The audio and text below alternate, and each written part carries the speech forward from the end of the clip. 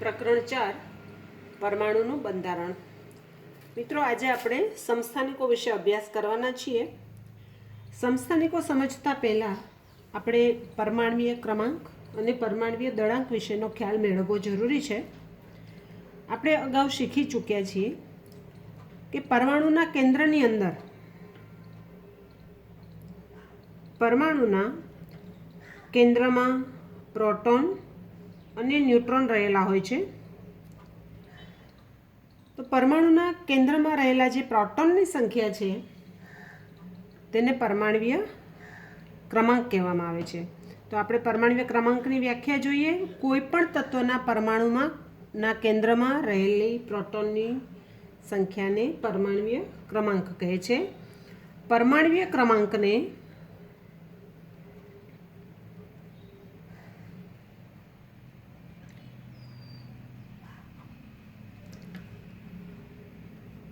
Z વડે દર્શાવાય છે। કેપિટલ Z પરમાણ્વીય ક્રમાંકની સંજ્ઞા છે। કોઈ પણ તત્વના પરમાણુના કેન્દ્રમાં પ્રોટોનની સંખ્યા હોય તેટલી જ સંખ્યાના ઇલેક્ટ્રોન કેન્દ્રની ફરતે કક્ષામાં પરિભ્રમણ કરતા હોય છે। એટલે કે જો પરમાણુના કેન્દ્રમાં પ્રોટોનની સંખ્યા 2 હોય, P = 2, તો એની બહારની કક્ષામાં ઇલેક્ટ્રોન પણ 2 હોય તો પ્રોટોન 2+, પ્રોટોન ધન વીજભારિત છે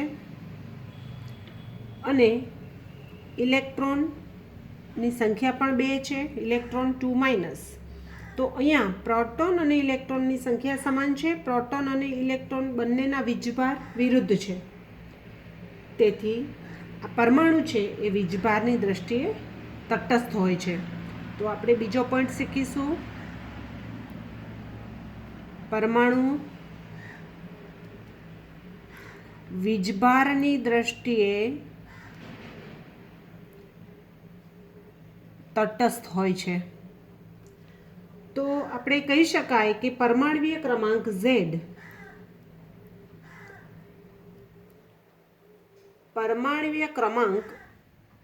Z બરાબર કેન્દ્રમાં રહેલા પ્રોટોનની સંખ્યા, જેને આપણે P કહીશું, અથવા તો એવું કહી શકાય કેન્દ્રની ફરતે પરિભ્રમણ કરતા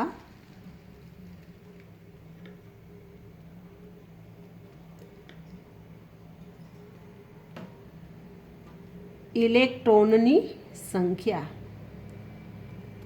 તો પરમાણ્વીય ક્રમાંક આપણે જાણવો હોય તો આપણે પ્રોટોનની સંખ્યા જાણતા હોવા જોઈએ, જેની મદદથી આપણે ઇલેક્ટ્રોનની સંખ્યા વિશે પણ કહી શકીશું અને પરમાણ્વીય ક્રમાંકનું મૂલ્ય પણ આપણે કહી શકીશું। દાખલા તરીકે હાઇડ્રોજન માટે પરમાણ્વીય ક્રમાંક Z1 છે। એનો મતલબ એવો થશે કે હાઇડ્રોજનના કેન્દ્રમાં પ્રોટોનની સંખ્યા 1 છે, એટલે કે હાઇડ્રોજનના કેન્દ્રમાં રહેલ પ્રોટોન P તેની સંખ્યા 1 છે। તો આના પરથી તમે એ પણ કહી શકો કે બહારની કક્ષામાં, પરમાણુની બહારની કક્ષામાં રહેલ ઇલેક્ટ્રોન E પણ 1 થશે। એ જ રીતે આપણે કાર્બનની વાત કરીએ। કાર્બન માટે Z6 છે, એટલે કે પરમાણ્વીય ક્રમાંક 6 છે। તો કાર્બન પરમાણુના કેન્દ્રમાં રહેલ પ્રોટોનની સંખ્યા કેટલી થશે? 6। અને કક્ષામાં રહેલ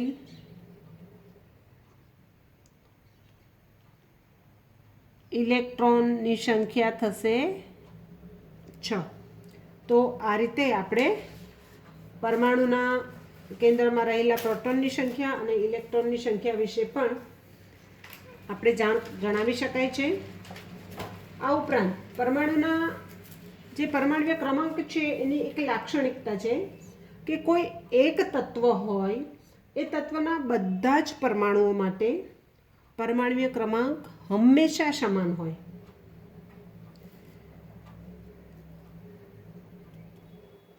કોઈ એક તત્વના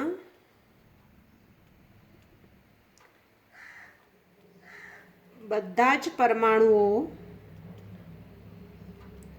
માટે પરમાણ્વીય ક્રમાંક હંમેશા સમાન હોય, એ ક્યારેય બદલાતો નથી. અને બીજી વસ્તુ કે પરમાણ્વીય ક્રમાંક હંમેશા ધન પૂર્ણાંક જ હોય.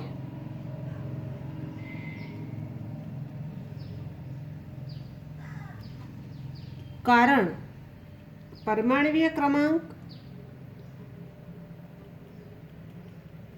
તે પ્રોટોનની સંખ્યા દર્શાવે છે અને પ્રોટોન એ ધન વીજભાર ધરાવે છે, માટે પરમાણ્વીય ક્રમાંક હંમેશા ધન પૂર્ણાંક જ હોય. તો ફ્રેન્ડ્સ, આટલી વસ્તુ પછી પરમાણ્વીય ક્રમાંક વિશે તમને ખ્યાલ આવી ગયો હશે. હવે આપણે જોઈએ પરમાણ્વીય દળાંક.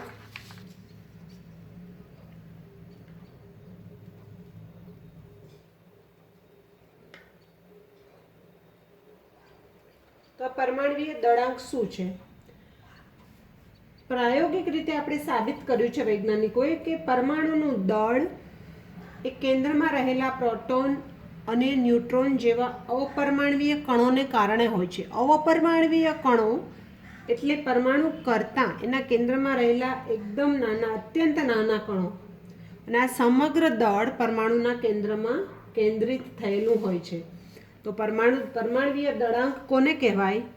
કે પરમાણુના કેન્દ્રમાં રહેલ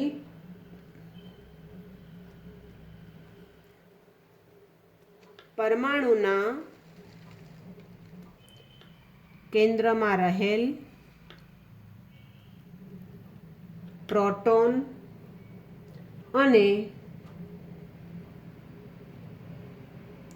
ન્યુટ્રોનની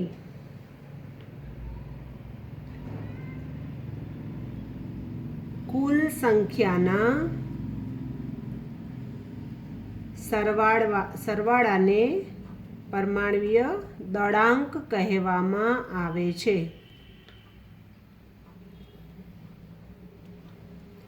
તો અહીંયા બંનેનો સરવાળો કરીએ એટલે આપણને દળાંકનું મૂલ્ય મળે. પરમાણ્વીય દળાંક તેને એ સંજ્ઞા વડે દર્શાવવામાં આવે છે. કેપિટલ એ સંજ્ઞા વડે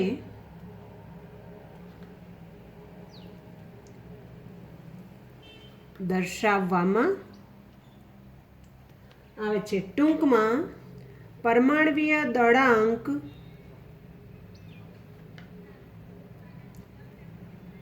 જેને આપણે એ કહીશું બરાબર પ્રોટોનની સંખ્યા P વત્તા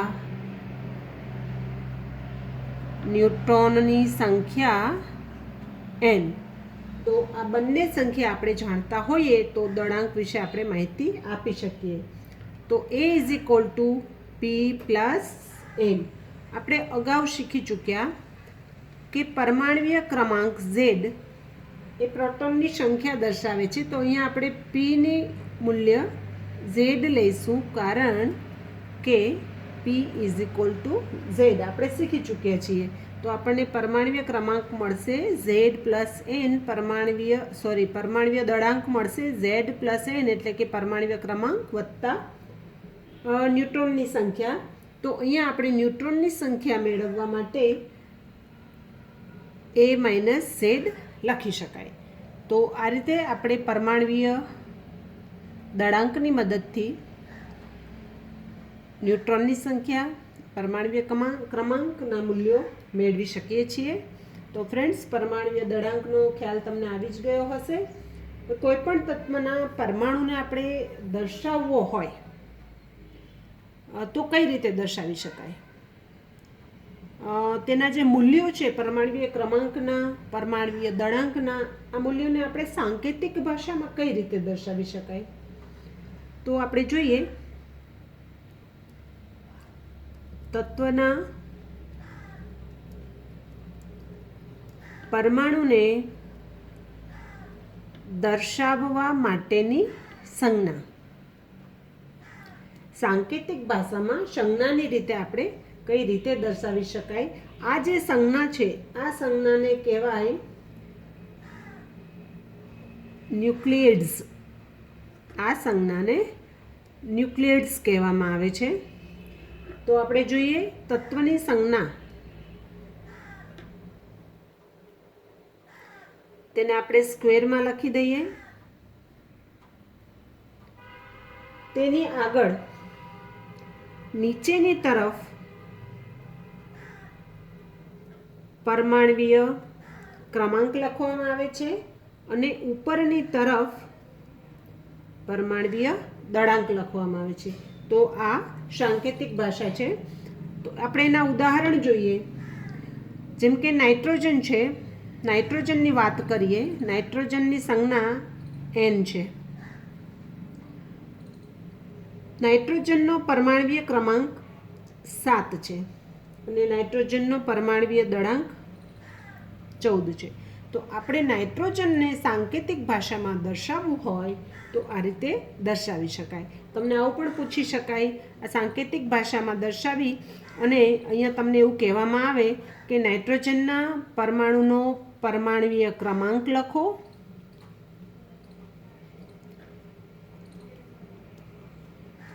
પરમાણવીય દળાંક જણાવો અને ન્યુટ્રોનની સંખ્યા જણાવો. તો તમે લખી શકો છો પરમાણવીય ક્રમાંક અહીંયા તમને મળે છે 7, પરમાણવીય દળાંક છે 14 અને ન્યુટ્રોનની સંખ્યા n. આપણે હમણાં સૂત્ર લીધું છે, સૂત્ર વગર પણ તમે આટલું શીખ્યા પછી સમજી જ શકો છો. a minus Z equal to 14 minus 7 બરાબર ન્યુટ્રોનની સંખ્યા તમને મળે છે અહીંયા 7. હવે આ જો આટલી માહિતી તમારી પાસે હોય તો એની મદદથી તમે પ્રોટોનની સંખ્યા અને ઇલેક્ટ્રોનની સંખ્યા પણ કહી શકશો. તો આપણે શીખી ચૂક્યા છીએ કે પરમાણવીય ક્રમાંક એ પ્રોટોનની સંખ્યા છે અને જેટલી પ્રોટોનની સંખ્યા હોય તેટલી જ સંખ્યામાં ઇલેક્ટ્રોન બહારની કક્ષામાં ફરતા હોય. તો અહીંયા બંનેનું મૂલ્ય તમને 7 મળે છે. તો ફ્રેન્ડ્સ, અહીંયા તમને પરમાણુને દર્શાવવા માટેની સંજ્ઞા અને તેની મદદથી જે ક્વેશ્ચન પૂછી શકાય તો એ પણ તમે શીખી ચૂક્યા છો. અહીંયા આપણે ઓક્સિજનની વાત કરીએ, એક ઉદાહરણ લઈ લઈએ. હજુ ઓક્સિજન 8, 16 આ રીતે દર્શાવી શકાય છે. અને હજુ એક ઉદાહરણ લઈએ, F9, 19. તો આ બંને જે ઉદાહરણ છે, તો આ બંને ઉદાહરણની અંદર તમે પ્રેક્ટિસ માટે અહીંયા જે મેં ક્વેશ્ચન આપેલા છે તો એ રીતે મહાવરો કરી શકો છો.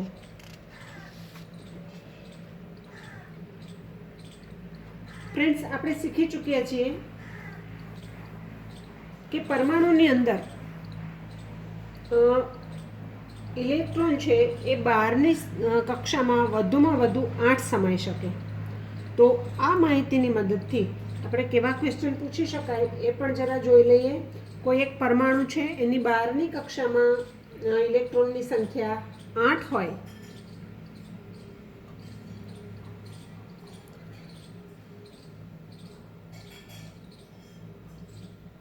પરમાણુમાં રહેલા ઇલેક્ટ્રોનની સંખ્યા જો 8 હોય, પ્રોટોનની સંખ્યા કેટલી થશે? 8 થશે. પ્રોટોનની સંખ્યા પણ 8 થશે. તો અહીંયા પરમાણુનો પરમાણ્વીય ક્રમાંક કેટલો થાય એ આપણે તમારે જવાબ આપવાનો છે. પરમાણ્વીય ક્રમાંક પણ 8 થશે. તો આ વસ્તુ ઇઝી છે. હવે તમે એ જણાવી શકશો કે આ પરમાણુનો વીજભાર કેટલો હશે? આ પરમાણુનો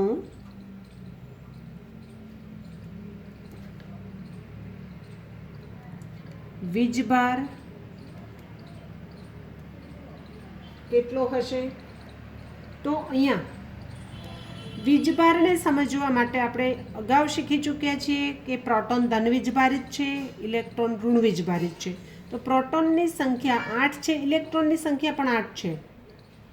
પ્રોટોન અને ઇલેક્ટ્રોન બંને વિરુદ્ધ વીજભાર ધરાવે છે અને તેથી અહીંયા બંને વીજભાર છે એ સંતુલિત થશે. તો અહીંયા પરમાણુનો વીજભાર એ તટસ્થ હશે, એટલે કે 0.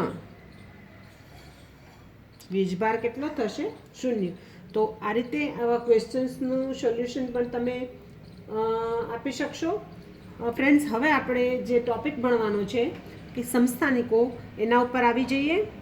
સમસ્થાનિકો શીખવા માટે આ બધી જ માહિતી આપણને હોવી જરૂરી છે. તો સમસ્થાનિકો તમે વધુ સારી રીતે સમજી શકશો. જોઈએ આપણે સમસ્થાનિકો. સમસ્થાનિકો એટલે શું? કુદરતની અંદર કેટલાક એવા તત્વો છે કે જેઓના પરમાણ્વીય ક્રમાંક સમાન હોય પરંતુ પરમાણ્વીય દળાંક અસમાન હોય.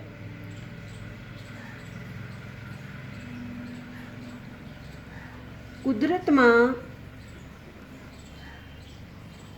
એવા તત્વો અસ્તિત્વ ધરાવે છે કે જેના પરમાણ્વીય ક્રમાંક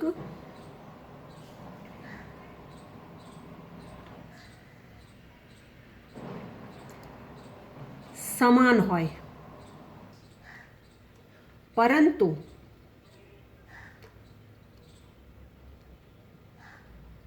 પરમાણ્વીય દળાંક અસમાન હોય. તો આવા તત્વોને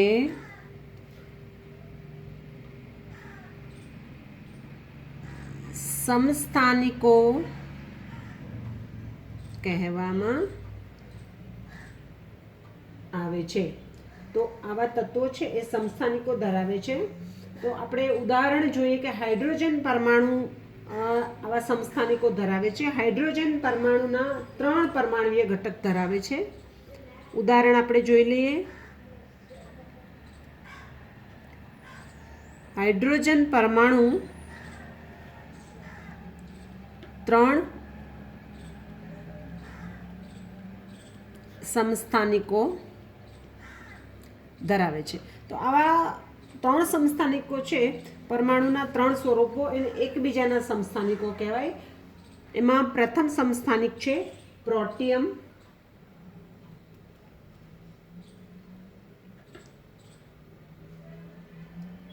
H11. બીજો સમસ્થાનિક છે ડ્યુટેરિયમ, H12. અને ત્રીજો સમસ્થાનિક છે ટ્રિટિયમ,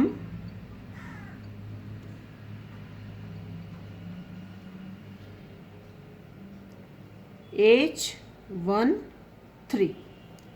ડ્યુટેરિયમને ડી, કેપિટલ ડી વડે દર્શાવી શકાય છે અને ટ્રિટિયમને કેપિટલ ટી વડે પણ દર્શાવી શકાય છે. તો અહીંયા તમે નોટિસ કરી શકો છો કે આ હાઇડ્રોજન પરમાણુ છે, ત્રણેય પરમાણુની અંદર પરમાણ્વીય ક્રમાંક સમાન છે, 1 1 1. તો ત્રણેય પરમાણુનો દરેકનો પરમાણુય ક્રમાંક સમાન છે, પરંતુ પરમાણુય દળાંક પ્રોટિયમનો 1 છે, ડ્યુટેરિયમનો 2 છે